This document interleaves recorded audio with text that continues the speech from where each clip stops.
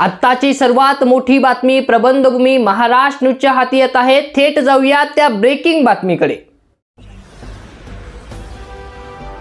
नामदार दादाजी भुसे यांची बदनामी प्रकरणी दाखल असलेल्या खटल्यासंदर्भात नेमके आज कोर्टात काय झाले या संदर्भात जाणून घेतले आहे ज्येष्ठ विधितज्ञ ॲडव्होकेट सुधीर आक्कर यांच्याकडून प्रबंधभूमी पत्रकार हरीश मारू यांनी।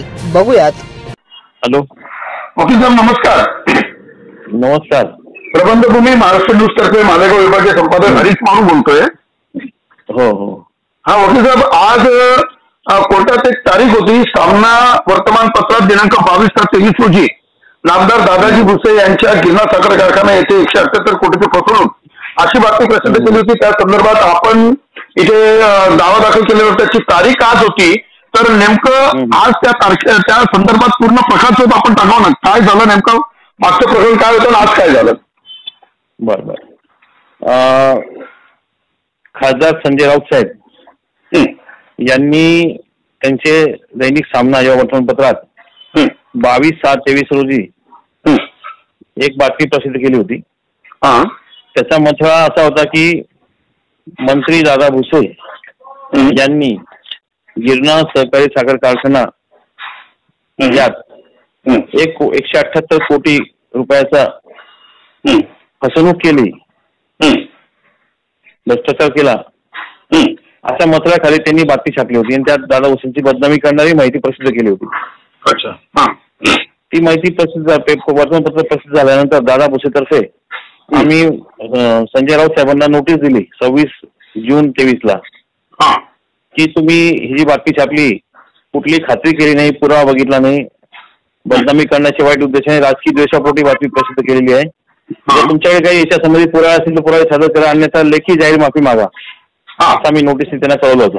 बरोबर। 28 जून 23 ला संजय राऊत साहेब यांच्यावर नोटीसची बजावणी झाली। अच्छा। त्यांनी उत्तर जाहीर माफी मागितली नाही किंवा कुठलाही पुरावा दिला नाही।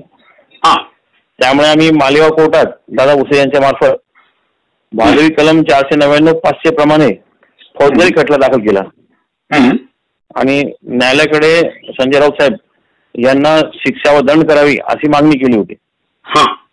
त्या खटल्याची एक आम्ही न्यायालयाने प्राथमिक चौकशी करून संजय राऊत साहेब यांच्या विरुद्ध त्यांनी मालेगाव न्यायालयात हजर राहून या खटल्याला उत्तर द्यावे असे आदेश त्यांच्या विरुद्ध पारित केले होते। बरोबर। समन्सची बजावणी झाल्यानंतर देखील संजय राऊत साहेब स्वतः आले नाही न्यायालयात, म्हणून कोर्टाने त्यांच्या विरुद्ध नंतर बेलेबल वॉरंट काढलं, जामीनपात्र वॉरंट काढलं। मग जामीनपात्र वॉरंटची बजावणी झाल्यानंतर संजय राऊत साहेब मालेगाव कोर्टात हजर झाले, त्यांनी जामीन दिला आणि ती केस मग आज 3 फेब्रुवारीला ठेवली होती चौकशीसाठी। आज आमदार दादा मंत्री दादा भुसे यांचा त्यांच्या खटल्या संदर्भात पुरावा घेण्यासाठी तारीख नेमली होती। आज सकाळी 11:30 वाजता दादा भुसे यांचा मालेगावतील अतिरिक्त मुख्य न्यायदंडाधिकारी श्री तेजवंत सिंग संधू यांच्या कोर्टामध्ये साक्ष नोंदण्यात आली।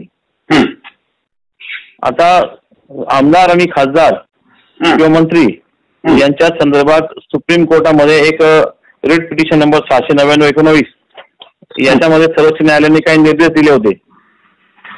त्या निर्देशाप्रमाणे स्पेशल कोर्टाची नेमणूक करायला सांगितलं होतं प्रत्येक राज्याला। बरोबर। त्यानुसार मालेगावसाठी मालेगावचे आमदार खासदार किंवा मंत्री यांच्यावर काही गुन्हे असतील, खटले असतील तर त्यांची कामकाज करण्यासाठी स्पेशल कोर्ट नेमलं गेलं। ते स्पेशल कोर्ट म्हणून तेजवंत सिंग संधू या साहेबांची नेमणूक करण्यात आली हायकोर्टाकडनं। अच्छा। मग त्यांच्या कोर्टात हा खटला जलद गतीने चालवणे अपेक्षित होते, परंतु आज देखील राऊत साहेब न्यायालयात हजर राहिले नाही आणि त्यांचे मुख्य जे वकील होते काळे साहेब ते पण हजर नव्हते। अच्छा।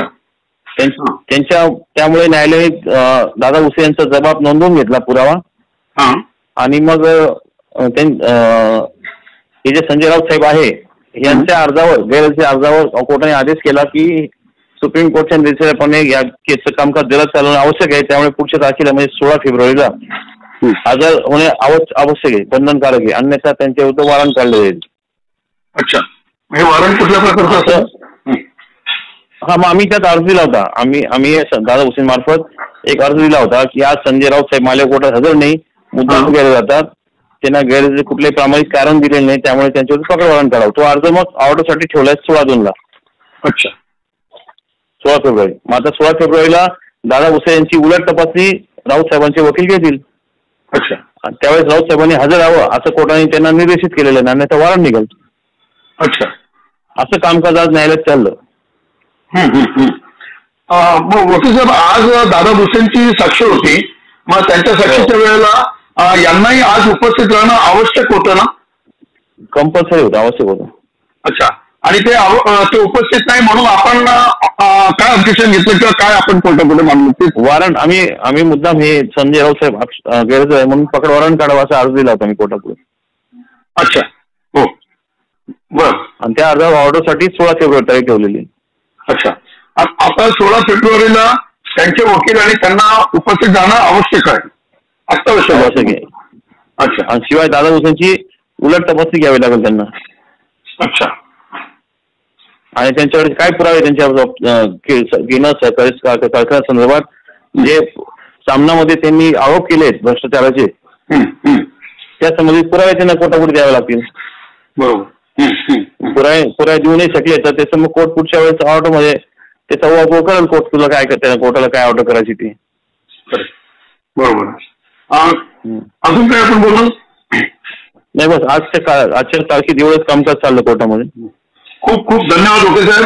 आपण आपला अमूल्य वेळ आम्हाला दिला, आमच्या दर्शकांसाठी आपण अमूल्य अशी माहिती आणि योग्य ती माहिती आपण सगळी दिली, त्याबद्दल आम्ही प्रबंधभूमीतर्फे आपले मनपूर्वक आभार व्यक्त करतो. धन्यवाद. धन्यवाद. थँक्यू. ताज्या व महत्त्वाच्या बातम्या बघण्यासाठी प्ले स्टोअरवर जा, प्रबंधभूमी ॲप डाउनलोड करा व या धावपळीच्या जीवनात अपडेट राहा.